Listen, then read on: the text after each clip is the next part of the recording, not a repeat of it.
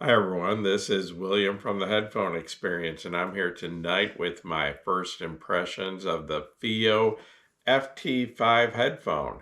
And this is the first Fiio headphone that I've had a chance to review. It's their third headphone, their first planar magnetic headphone, but the first headphone by Fiio that I've been had the opportunity to review, and this was loaned to me by 8 Post Audio, and it currently sells at $449.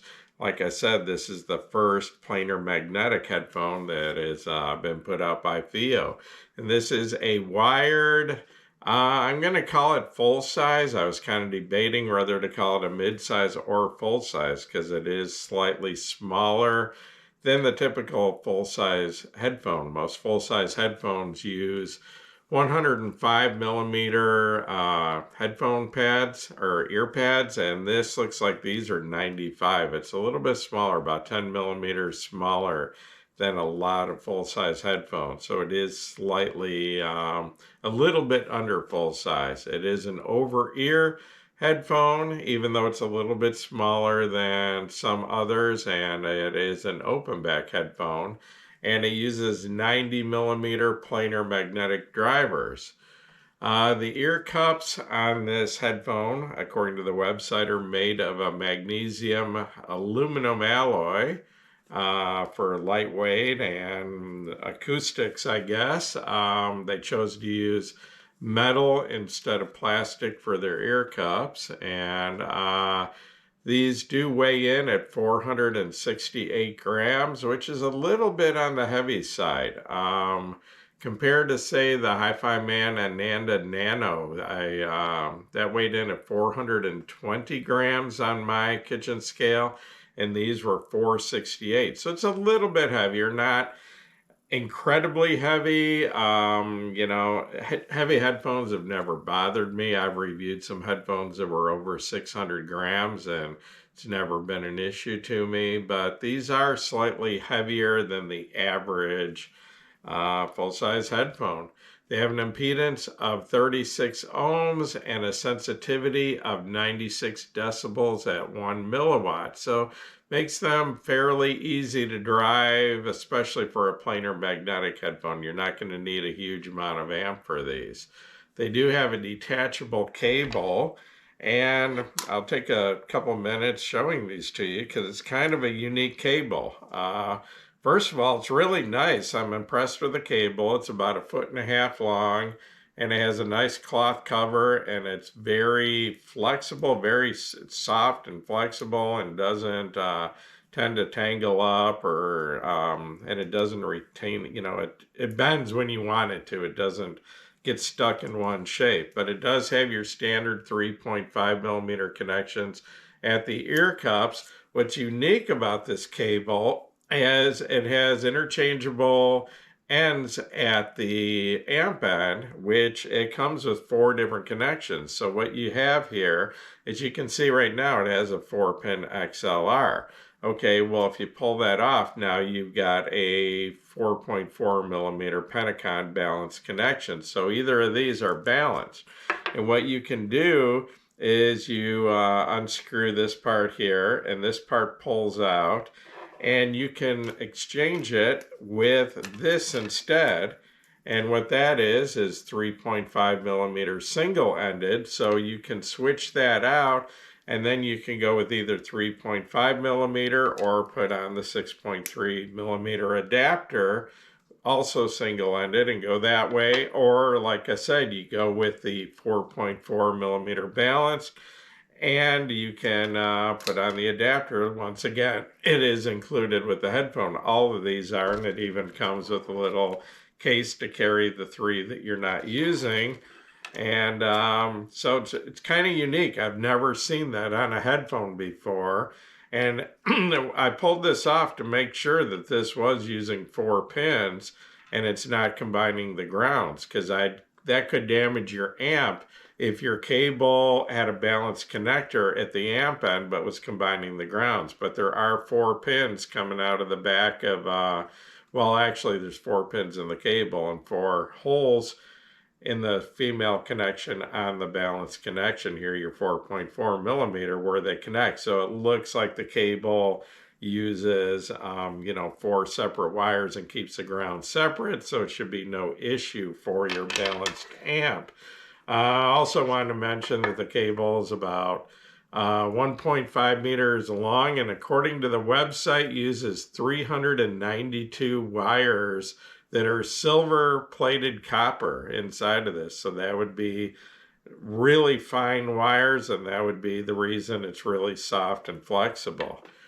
Okay, ear pads. This comes with 2 pairs of ear pads, and the ones that came on it out of the box were these suede ear pads, and they have an L and an R in them, lets you know which one goes on which side.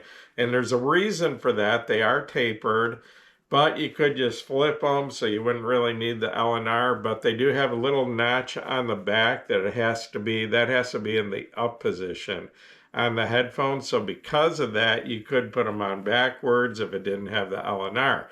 So now you know which way they go. And I will tell you right now that this came with the suede ear pads, and when I tried this headphone the first time with the suede ear pads, I was not impressed with the sound at all. It sounded kind of veiled, lacked detail. The bass was kind of muddy, and they were soft and lacked dynamics. So I was pretty disappointed pulling these out of the box and putting them on. But I figured, well, before I make any comments or any decisions, I'm going to switch over and put on they're called protein leather ear pads, which are tapered, kind of the same. But protein leather is another way of saying synthetic leather. But anyway, I put these on, and in my opinion, made a drastic improvement. This went from a bad headphone, in my opinion, sound-wise, to a very good headphone. So the ear pads, I definitely prefer the leather. The suede ear pads, in fact, I've just never really been a fan of suede ear pads on any headphone. To me, it softens the sound and just kind of takes away some of the detail. Makes it a more laid-back sound, but I like dynamics and I like detail, and I definitely prefer the imitation leather ear pads that are on this. So anyway, and besides from the cable and all that, this headphone does come with a pretty nice case. Zips up. It's not really what I'd call a hard case. It's sort of a semi-hard case, but it holds everything. You can put the headphones, the cable, the connections, all that in here. The only thing is you do have to take the cable loose from the headphones for the headphones to fit all the way down in there and be able to zip it shut. You can put the headphones in here with the cable connected, but it leaves a little bit of a gap and you can't really zip it shut. So I wouldn't advise trying to force it. So you're going to need to disconnect the cable from the ear cups when you put it in the case. So let me give you a closer look at the headphone here. The build quality is actually outstanding on these. Like I said, they do have a magnesium aluminum ear cup on them. I believe the yokes are also the magnesium aluminum. I think the grills, I can't tell for sure. I think they're plastic, but it's possible. I can't tell by the sound of it. They may be the magnesium aluminum also, so I can't tell you absolutely. Your standard metal headband with a stretch adjustment there that adjusts your height of it. You've got your ear pads that are pretty soft, and they feel like they've got memory foam in them because they spring back pretty slow. And they swivel this way and they swivel this way, and they're actually quite comfortable headphones. The only issue I have as far as comfort is I mentioned a little earlier that instead of the standard, which is 105 millimeter ear pads, I think this uses 95. And I've reviewed some other headphones like the original Kennerton, the original Magni, and what was the other? A couple of Kennertons I've reviewed. And in fact, one of my favorite headphones, the LSA HP2 is actually 95 millimeters, so it's a little bit smaller, but the inside, these are pretty thick ear pads you can see here. And my only issue comfort-wise is the ear pads are a little bit cramped where the inside of it, where it's a little bit rubs on my ears, but not bad. And as far as, you know, the pressure is real good. Not too much pressure, but enough that they're not going to fall off if you bend over. And they're actually quite comfortable, and because they're not real big, they don't ride down low on my jaw, which is an issue with especially the egg-shaped Hi-Fi Man headphones. That can put some pressure on my jaw and aggravate my TMJ a little bit. So actually, even though these are a little bit on the heavy side, I do find them very comfortable, and you can see that the cable mounts actually in the back, but it angles forward, so it throws it forward over your shoulders, and that's not an issue. And like I said, the cable's got a nice cloth covering, so it doesn't make any noise when it rubs on itself or rubs on your shirt or whatever. So I'm very impressed with the build quality, and I really like the way these look. It's a really nice looking headphone. So now that I got that out of the way, let's talk about the sound. But before I actually get into the sound, I want to mention the equipment I use, because I think that's very important in a review. Letting the audience know what equipment you're using, because it can make a lot of difference. You know, I mean, I've seen a few people review $4,000 headphones with a $2,000 amp, and then, you know, say that the headphone just wasn't as good as they were expecting. Well, you know, you got a $4,000 headphone, you gotta hook it up to a decent amp and DAC to reach its full potential. So anyway, my source was a Cambridge Audio 540C CD player used as a transport, putting a digital signal into the topping D70S MQA version DAC, and that happens to be my favorite topping DAC that I've reviewed so far. I prefer that over even the D90 SE and over even the D70 Pro. So anyway, unfortunately, it's a discontinued DAC, but I'm fortunate enough to still have one here. And then I was running that into both the Hi-Fi Man Prelude I was using from the balanced outputs of that, and the Wells Audio V8 from the single-ended outputs. And the Wells Audio V8 is an OTL tube amp that actually works very well with planar magnetic headphones, all the way up to and including the Hi-Fi Man Saspara, which is just still blows my mind that an OTL amp works well with the Saspara, which is extremely power hungry. Usually OTLs don't put out enough current to be to do well with planar magnetic headphones, especially the hard to drive planar magnetics like the Saspara. But the Wells Audio V8 does a very good job, and it actually matched up really well with this headphone.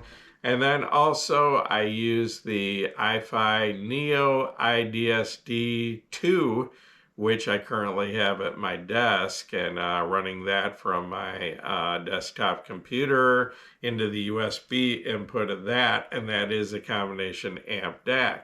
So getting into the sound of this headphone.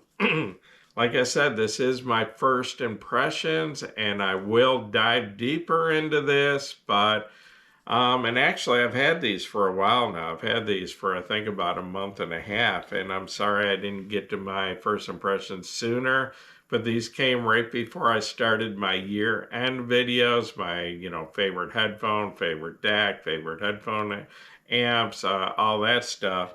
And this got kind of set aside for that, but I did mention these in my favorite headphone list. I did give them an honorable mention. And if you watch that, you know that I only had a couple hours in on these at the time. So, and I did say I liked them quite a bit. And the fact is, listening to these without really comparing them to anything else, they're very pleasant to listen to. It's a nice sounding headphone. Okay, but when I did compare it to something, and I've tried to do that lately. For a while there, I wasn't comparing anything during my first impressions videos, and I didn't want to do any comparisons. But I found out that I realized that my ears, actually, probably my brain, adjusts pretty quickly, and I found myself liking things that I liked less once I compared them to my references or my standards. Okay, so I've been doing some brief comparisons before I put out my first impressions video, just to make sure that my brain is in the right place. And like I said, these were very pleasant headphones that I like quite a bit, but I did do a brief comparison of these to the Hi-Fi Man Ananda Nano, and it did drop my opinion of these a little bit. And I'll tell you why in a few minutes. But anyway, describing the sound of these, I would consider the tone balance, I would say, is a little on the warm side of neutral, especially the mid-range, and with a slight mid-bass emphasis and a slightly rolled off treble. Other than that, not that far from neutral, but not what I would consider a neutral headphone. Not a V-shaped headphone because there's no peak in the treble. It's kind of a bass emphasize and kind of slightly drops off from there. So anyway, the extension, frequency extension at both ends. I'll start with the bass end. They do go fairly low, and they do have some sub bass to them, but not a lot of weight to the sub bass, and I wouldn't say the sub bass is emphasized. I would say the mid bass is emphasized a little bit on these, but not the sub bass. It is there, but it can sound a little distant at times and doesn't go super low. As far as the treble end of these, the first thing I noticed with these is the treble just seems rolled off a little bit. I will admit that I do prefer slightly bright headphones. I'm a big fan of most Hi-Fi Man headphones, and a lot of people consider Hi-Fi Man headphones to be too bright. I like Hi-Fi Man treble. These definitely have a lot less treble emphasis than Hi-Fi Man headphones. So if Hi-Fi Man headphones are too bright for you, this might be something you want to look at. The treble on these is definitely at a lower level than any of the comparably priced Hi-Fi Man headphones like the Nano that I compared these to. The treble's there. I'm hearing cymbals and things like that, but they, in my opinion, they lack, cymbals lack shine and shimmer, you know, that kind of ring at the end of them. And I'm not hearing much sparkle to the treble in these. And I looked at the Fiio website, and their own description of these, they show a frequency graph, I'm sorry, and it pretty much shows just a sharp drop off after 8,000 hertz, and I'm definitely hearing that. I don't hear any upper treble at all, really. You know, but like, if you're one of those people that's treble sensitive and can't handle Hi-Fi Man headphones, these do have, you know, the treble's a lot more laid back. So like I said, you might like it that way, but to me, they kind of lack, I would prefer a little more brightness in the treble. Okay, anyway, where was I at? Okay, I'll talk about the bass. The sub bass, like I said, it's there, but it lacks really having any weight or any punch to it. The mid bass is pretty good. The balance of it's right, the weight of it's right, but it's not super tight, not super controlled. It's decent, but it's good, but I wouldn't say it's great bass. The upper bass on this, to me, there's a little bit too much emphasis in the upper bass, and it sounds a little muddy and out of control to me. And it can kind of bleed into the lower mids and kind of drown out and cover up the lower mids. So I'm not really crazy about the upper bass on these. The mids I like. The mids are warm, they're rich, and I really like female vocals on this. They have a nice liquid, warm sound and really sound beautiful. They don't sound thin, they don't sound analytical. This headphone definitely never sounds analytical, never sounds harsh. But, you know, like I said, I really like female vocals on this headphone.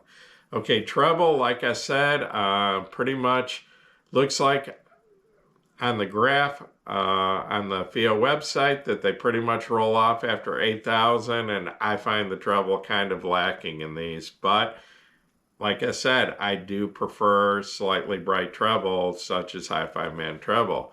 The detail is good on these. And when I was listening to these before I compared them to anything, I thought that all the detail was there until I compared them to the Ananda Nano, and I found out that they do not have the level of detail of the Nano. The detail is still good on these, but it's not great or even excellent. I would call the detail on the Ananda Nano excellent. These are definitely a step lower in detail. It's good, and it's a nice laid back, easy to listen to sound, but these are not going to overwhelm you with the detail. You're not going to hear things that you never heard before like you might with the Nano. The sound stage is decent size, but not huge. The instruments are actually pretty wide, but it seems like the vocals are kind of compacted and kind of in the middle. They don't really wrap around me, which some people actually prefer that. Some people want the vocals right in the middle, right in the center, where I actually like when the vocals kind of wrap around my head, and these are kind of in between, but more towards being narrow in the center. So a fairly wide sound stage, but nothing crazy wide. The Nano, definitely a wider sound stage. Imaging, it's decent, but it's a little bit vague, not what I would call super precise. I do hear each instrument coming from a different place, but they kind of overlap a little bit and kind of blur together a little bit where they're not completely separate on some better headphones I've heard. The separation, once again, like the imaging, like I said, the instruments are separated, but not precisely. Not where there's a black empty space in between each instrument. They're either close together or kind of even overlapping a little bit. It has good separation, but not what I would call great separation for a headphone in this price range of $450. The dynamics, that depends a lot on which ear pad you use. If you're using the leather ear pads, or synthetic leather, whatever, protein leather, the dynamics are pretty good. It's got a pretty punchy sound. Not super dynamic, doesn't hit hard, the bass doesn't hit hard, but it's pretty average, pretty good. If you're using the suede ear pads, in my opinion, the dynamics are lacking, and it's got a soft, very easy to listen to sound, but just kind of soft and kind of boring in my opinion.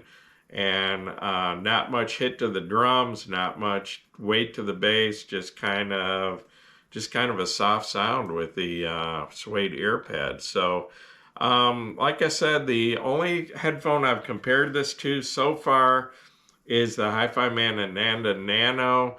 And I'm going to tell you right now, and I do plan on doing a full review of this, where I will try this with some other amps, because an amp can make a big difference. If you find the right amp that synergizes perfectly with a headphone, it can take it to another level. But so far, and I mean, I'm using good amps. I use the Hi-Fi Man Prelude, which is a $2,500 amp, the Wells Audio V8, $1,500 tube amp, both excellent amps in my opinion, good DAC. And but I will try it with some other amps and DACs, and I definitely want to compare this to some other headphones.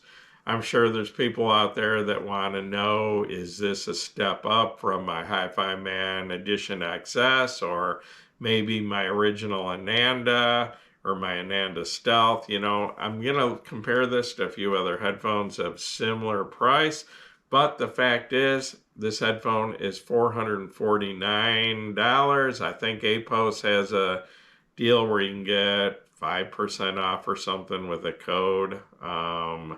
So, you know, you're still looking over $400. And I think the Hi-Fi Man Ananda Nano is currently selling for $419. So that is pretty much my reference at this price point. Okay, build quality, this thing has it all over the Hi-Fi Man. The Hi-Fi Man uses plastic ear cups, where this is using a magnesium aluminum alloy. This is a better looking headphone, is a little heavier. Build quality is really good on this. I really do like the build quality and the way this headphone looks. It's a good looking headphone. I like the fact that it comes with 2 pairs of ear pads. I like the fact that it comes with a very nice cable, much nicer than what comes on Hi-Fi Man headphones at this price point.